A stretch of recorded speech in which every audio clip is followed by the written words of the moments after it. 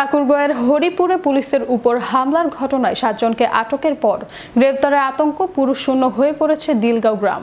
বর্তমানে সেই গ্রামের বাড়িগুলোতে মহিলা ও ছোট বাচ্চা ছাড়া নেই কোনো পুরুষ। ঠাকুরগাঁও প্রতিনিধি জাকির হোসেনের প্রতিবেদন, জানাচ্ছেন ফয়সাল মাহমুদ।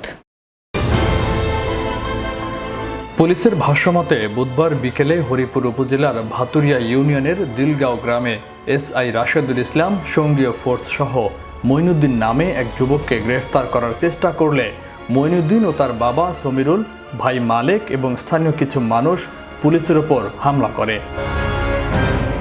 ওই হামলার পরিপ্রেক্ষিতে গত বুধবার রাতে 25 জনের নাম উল্লেখ এবং 50 জনকে অজ্ঞাত করে একটি মামলা দায়ের করেন হরিপুর থানা পুলিশ। ওই মামলায় রাতেই 7 জনকে গ্রেফতার করা হয়।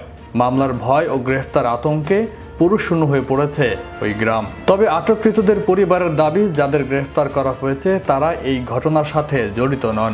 গ্রেফতারকৃতদের পরিবারের মানুষজন আরও জানিয়েছেন, যারা প্রকৃত দোষী, যাদের বাড়িতে ঘটনা মারামারি, তাদের এখনও পুলিশ গ্রেফতার করতে পারেনি, অথচ নির্দোষ গ্রামের 7 জনকে গ্রেফতার করা হয়েছে।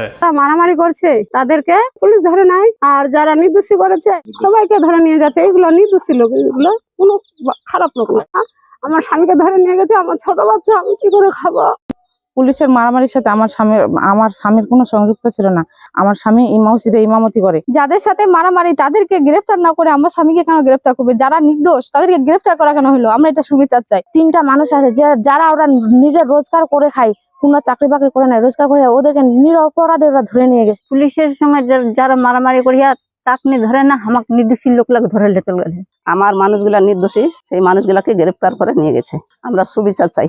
শীঘ্রই প্রকৃত দোষীদের চিহ্নিত করে নির্দোষ মানুষদের বিরুদ্ধে যে মামলাটি হয়েছে সেখান থেকে তাদের নাম বাদ দেওয়ার দাবি জানান এলাকাবাসী।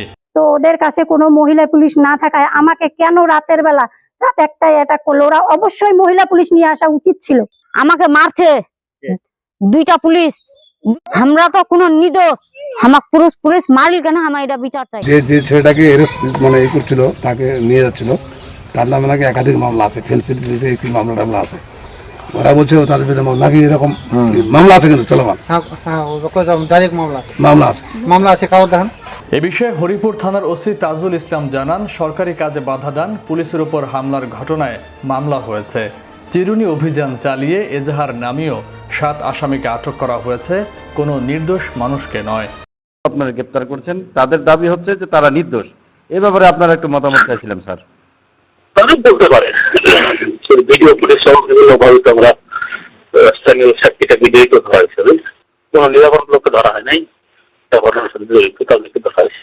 তবে যারা প্রকৃত দোষী তারা শাস্তি পাক, আর যারা নির্দোষ তারা মুক্তি পাক, এমনটাই চাওয়া এলাকার সচেতন মহলের।